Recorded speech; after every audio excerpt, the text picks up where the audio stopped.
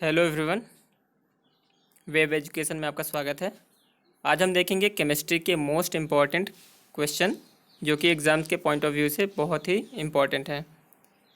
तो पहला क्वेश्चन है, पदार्थ के परमाणुवाद के प्रणेता कौन थे? इसका सही आंसर है डाल्टन। क्वेश्चन नंबर सेकंड है, किसी पदार्थ का वह सूक्ष्मतम कण जिसका विभाजन नहीं हो सकता है क्या कहलाता है? तो यह कहलाता है परमाणु। क्वेश्चन नंबर 3 है, कौन सा युग्म सुमेलित नहीं है? मतलब आपको मैच करना है। प्रोटॉन की खोज किसने की थी? या आविष्कार और आविष्कारक बताना है। तो प्रोटॉन की खोज, इसके लिए मैं आपको ट्रिक बता रहा हूँ। ट्रिक है ईंट पर नाच। ई से हो गया इलेक्ट्रॉन, ट से हो गया Thompson,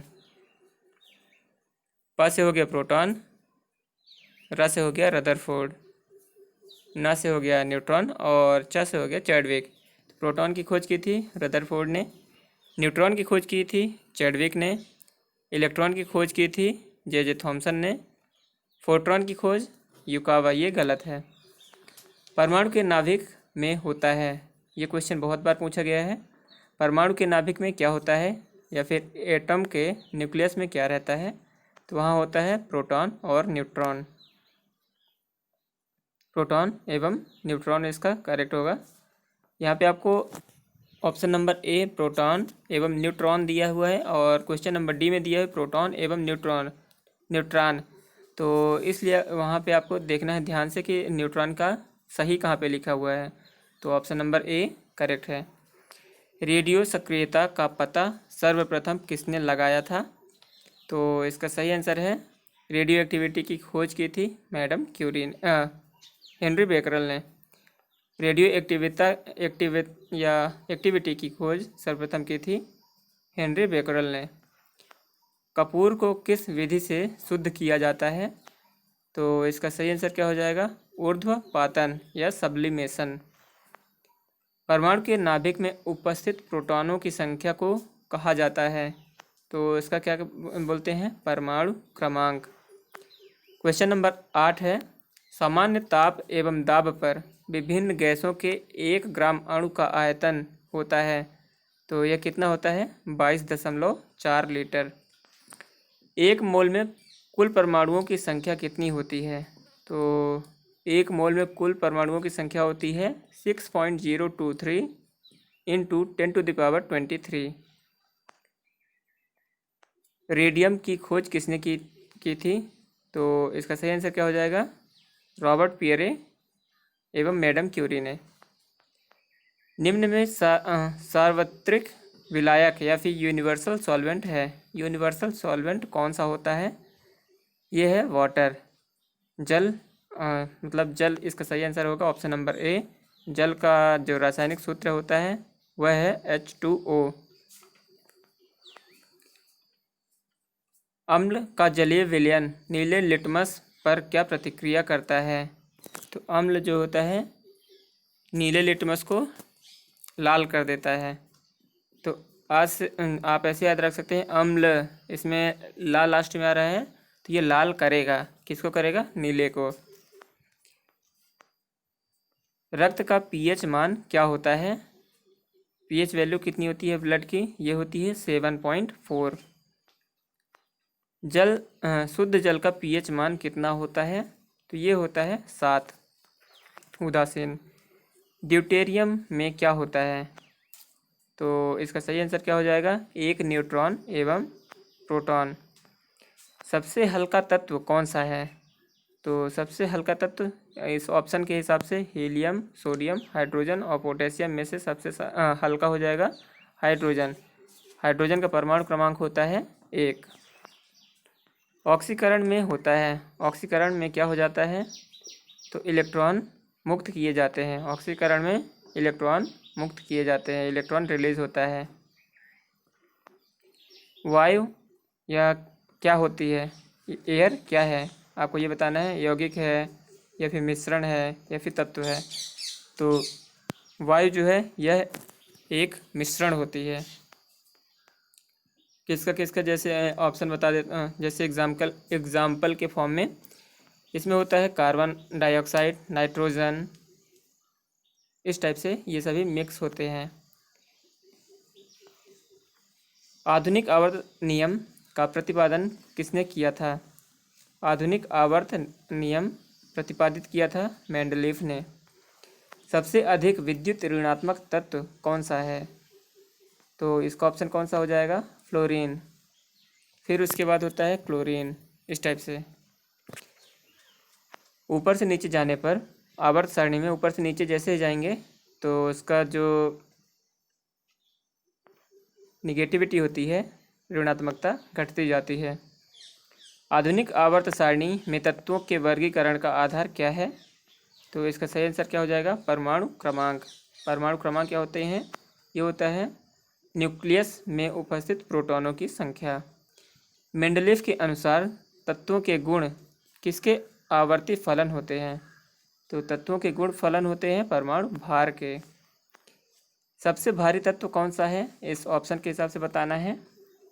strontium, uranium, plutonium, lithium. तो इसमें कौन सा हो जाएगा? यूरेनियम। इसका परमाणु भार होता है 235, 235। हेमेटाइट किस धातु का अयस्क होता है? तो इसका सही आंसर क्या हो जाएगा? लोहा। हेमेटाइट, मैग्नेटाइट, सिडेराइट और भी इसके अयस्क होते हैं। कौन एल्युमिनियम की मिश्र धातु है? इस ऑप्शन में बताना है। ऑप्शन है पीतल, जर्मन सिल्वर, कांसा, मैग्नीशियम। तो आपको बताना है एल्युमिनियम की मिश्र धातु कौन सी है। तो इसका सही आंसर क्या हो जाएगा? मेटल एलॉय है मैग्नीशियम। जर्मन सिल्वर किसका मिश्रण होता है? तो इसका सही आंसर क्या हो जाएगा? तांबा, जस्ता एवं निकिल। तांबा, जस्ता एवं निकल इसका सही आंसर है। तांबे को कॉपर, जस्ते को जिंक और निकल को निकल ही बोलते हैं। पीतल किसका मिश्रण होता है? तो पीतल मिश्रण होता है तांबा एवं जस्ता का। तांबा होता है कॉपर और जस्ता होता है जिंक। कॉपर का जो परमाणु क्रमांक होता है वो होता है 29 और जिंक का परमाणु क्रमांक होता है 30। एल्युमिनियम किस अयस्क से निष्कर्षण किया जाता है, या एल्युमिनियम का निष्कर्षण किस अयस्क से किया जाता है? तो ऑप्शन है बॉक्साइट, कोरंडम, फेल्सपार। ये सभी ही एल्युमिनियम के अयस्क होते हैं। एल्युमिनियम और होते हैं ये सभी। पिच ब्लेंड किस धातु का अयस्क होता है? तो इसका सही आंसर क्या हो जाएगा? कोरंडम का। पिच ब्लेंड कोरंडम का अयस्क है। जल में स्थायी कठोरता का प्रमुख कारण क्या है? तो इसका सही आंसर क्या हो जाएगा? कैल्शियम एवं मैग्नीशियम के सल्फेट होते हैं। ये जल की स्थायी कठोरता, अस्थायी नहीं, स्थायी कठोरता का प्रमुख कारण होता है। जल की कठोरता कैसे दूर की जाती है? तो इसका सही आंसर क्या होगा? जल में सोडियम कार्बोनेट डाल के। सोडियम कार्बोनेट का फॉर्मूला क्या होगा? तो ये होगा Na2CO3, सोडियम कार्बोनेट। जल की अस्थायी कठोरता का प्रमुख कारण क्या है? तो अस्थायी कठोरता होती है कैल्शियम एवं मैग्नीशियम के जो सल्फेट और नाइट्रेट होते हैं, इनकी वजह से होती है जल की अस्थायी कठोरता। तो ऑप्शन इसका क्या हो जाएगा? बी और सी दोनों सही होंगे। साधारण कांच या फिर ऑर्डिनरी ग्लास किसका मिश्रण होता है? तो ऑर्डिनरी ग्लास जो होता है सिलिका, सोडियम सिलिकेट और कैल्शियम सिलिकेट, इन तीनों का मिश्रण होता है। वायुमंडल या वायुयान की टायर ट्यूबों में कौन सी गैस भरी जाती है? तो वायुयान की टायर जो ट्यूब होती है उनमें हल्की गैस के रूप में हम भरते हैं, हल्की गैस। लेकिन इन ऑप्शन के बेसिस पे देखा जाए तो नियॉन गैस वायुयान की टायर ट्यूबों में भरी जाती है। गुब्बारे में कौन सी गैस भरी जाती है? तो इसका सही आंसर क्या हो जाएगा? हीलियम। हीलियम भरी जाती है गुब्बारे में। फोटोग्राफी में प्रयुक्त हाइपोविलियन का रासायनिक नाम क्या है? तो पहली बात तो आप ये याद रखिए कि फोटोग्राफी में प्रयुक्त होता है हाइपोविलियन। इस पे जो प्रयुक्त रासायनिक हाइपोविलियन का जो रासायनिक नाम है वो है सोडियम थायोसल्फेट। फोटोग्राफी में यूज होता है सोडियम थायोसल्फेट। हंसाने वाली गैस कौन सी है? ये क्वेश्चन मोस्ट इम्पॉर्टेंट है। हंसाने वाली गैस होती है nitrous oxide, option number A. किसमें कार्बन की प्रतिशतता अधिक होती है? कार्बन का परसेंटेज किसमें सर्वाधिक होता है? तो इसका सही आंसर होगा ढलवा लोहा। सबसे कठोर तत्व या फिर रिजिड एलिमेंट होता है, इनमें से कौन सा है वो? तो इसका सही आंसर क्या हो जाएगा? हीरा, डायमंड करेक्ट आंसर है। और ये किसका अपरूप होता है? कार्बन का। वैसे पदार्थ जिनके रासायनिक गुण समान एवं भौतिक गुण भिन्न होते हैं, रासायनिक गुण समान एवं भौतिक गुण भिन्न होते हैं, तो ये क्या कहलाते हैं? अपरूप। रासायनिक गुण जैसे कि तत्व उसमें सेम हो, जैसे कार्बन हो गया, ग्रेफाइट हो गया, डायमंड हो गया, इसके ये सभी सेम है, लेकिन इनके तत्व जो गुण होते हैं वो भिन्न होते हैं। पेंसिल बनाने में प्रयुक्त कार्बन होता है, तो ये कौन सा कार्बन प्रयुक्त होता है? कार्बन का अपरूप ग्रेफाइट यूज होता है। एक ही अणुसूत्र वाले विभिन्न यौगिकों को क्या कहा जाता है? तो मॉलिक्यूलर फार्मूला अगर उनके सेम है तो उनको क्या बोला जाएगा? उन्हें बोला जाएगा समावयवी, आइसोस्पिन बोलते हैं। हीरा एवं ग्रेफाइट होते हैं, तो हीरा और ग्रेफाइट जो हैं ये क्या होते हैं? कार्बन के अपरूप हैं। एक और अपरूप होता है बकमिंस्टर फुल्लेरेन। पॉलीथीन किसका बहुलक है? तो पॉलीथीन लिखा हुआ है, तो इसमें से आप पता कर सकते हैं पॉली एथिलीन। एथिलीन जो होता है पॉली एथिलीन बोल सकते हैं। पॉलीथीन, पॉली प्लस एथिलीन मिलकर बनता है पॉलीथीन, तो ये होता है एथिलीन का बहुलक। प्राकृतिक रबर किसका बहुलक होता है? तो प्राकृतिक रबर जो होता है या नेचुरल रबर जो है ये होता है आइसोप्रीन का बहुलक। और इसकी कठोरता के लिए हम इसमें क्या करते हैं? इसका सल्फोनिफिकेशन। सबसे उत्तम कोटि का कोयला कौन सा होता है? तो सबसे बेस्ट क्वालिटी का कोयला है वो है एंथ्रेसाइट। गोबर गैस में कौन सी गैस होती है? तो गोबर गैस में होती है गैस मीथेन, और कार्बन डाइऑक्साइड वगैरह होता है। द्रवित पेट्रोलियम गैस या फिर एलपीजी किसका मिश्रण होता है? तो इसका सही आंसर क्या हो जाएगा? एथेन, ब्यूटेन एवं प्रोपेन, ऑप्शन नंबर ए सही है। संश्लेषित रेशा या फिर सिंथेटिक फाइबर क्या कौन सा है? तो इन ऑप्शन की बेसिस पे अगर देखा जाए तो रेयान जो है वो एक सिंथेटिक फाइबर है। किसी ईंधन के अपस्फोट रोधी गुण को दर्शाती है, तो अपस्फोटी जो गुण होता है इसको कौन सा दर्शाता है? ऑक्टेन संख्या। अपस्फोट को आप बोल सकते हैं कि जो नॉकिंग टेंडेंसी को कम करे, नॉक को, या फिर जो अगर गाड़ी होती है फट फट फट फट की आवाज़ आती है वो किसकी मतलब अगर वो उस आवाज़ को हटाना है या फिर कम आए जिसमें, वो किसके बेसिस पे होता है? तो ये होता है पेट्रोल की ऑक्टेन संख्या के बेसिस पे। रॉकेट को चलाने में प्रयुक्त ईंधन क्या कहलाता है? तो जो रॉकेट को चलाने का ईंधन होता है उसे हम बोलते हैं प्रणोदक।